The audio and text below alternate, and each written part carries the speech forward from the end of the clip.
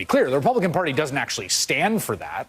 The Trump years were not free markets when he's handing out tens of billions of dollars to farmers unilaterally, and limited government when he's doing end runs around congressional votes to stop him from funding the wall to do it unilaterally, and adding a whole new space force and enormous record-setting deficits to get tax cuts for corporations. No one is buying what you're selling, Chamber of Commerce Republicans.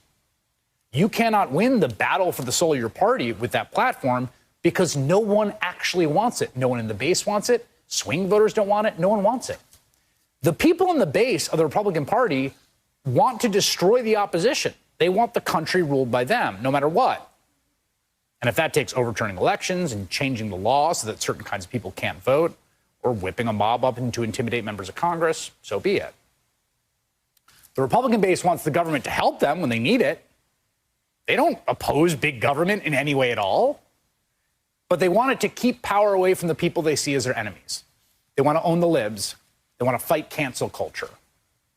That's the sum total of what the base wants, the substantive agenda. They also want to ban abortion, I should say. That's what they want. Now, a new Quinnipiac poll shows that nearly 2/3 of Republicans support $1,400 stimulus payments to Americans because, A, they're right. That's a good thing. It would help everyone. But also, John Thune, Chamber of Commerce, whatever, they don't care about whatever principles you have about the free market and, like, helping yourself and all that nonsense. All this wrestling about what the Republican Party is and isn't through the figure of Marjorie Taylor Greene is somewhat bizarre in the sense that Donald Trump was the president for the last 4 years. He was the head of the Republican Party. And days before he left office, his approval rating among Republicans was 87%. And that's even after he got hundreds of thousands of people killed in a plague and tried to overturn 240 straight years of American democracy. 87%. Donald Trump was exactly what the Republican base wants. To talk about the current state of the GOP, I'm joined now by Carlos Curbelo, former Republican congressman from Florida. Well, you kind of lived this in some ways. What do you think of my analysis of where the Civil War stands? Well, Chris, look, you're right. This is not a debate about policy within the House Republican Conference anymore. This is a debate about the truth versus lies.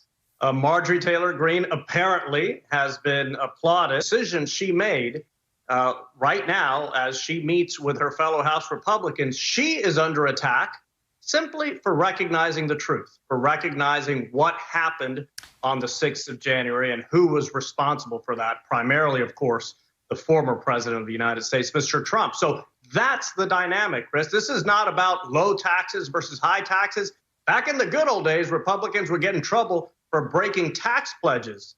Now, apparently, they get in trouble for recognizing the truth. But here's what I think has happened. I think two things have happened. One is that I think the modern conservative orthodoxy, which is really synthesized and brought into a political majority by Ronald Reagan, is in some ways the victim of its own success. Taxes have been cut a ton since 1980, so just focusing on tax cuts everywhere you go has diminishing returns.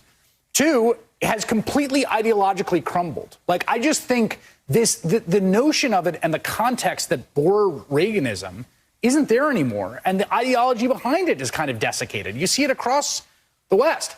There's nothing replacing it other than resentment.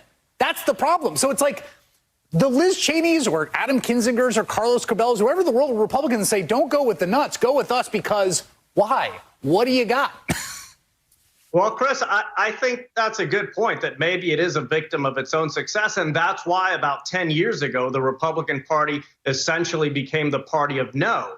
They just started saying no to everything. And Donald Trump, being an opportunistic person, as he has been his whole life, saw that party, saw that it really didn't start standing for nothing, and decided to hijack it. And here we are today, where the party cannot even accept simple truths. And a party that cannot accept simple truths, that cannot condemn lies, cannot really put out there an agenda or a set of proposals for people to follow or to embrace. And people who don't recognize the truth and who don't express simple truths, it's very difficult for them to lead. So right now, and to their credit, Mitch McConnell and John Thune and Liz Cheney and others, are trying to wage this war, but it sure seems like they're going to come up short.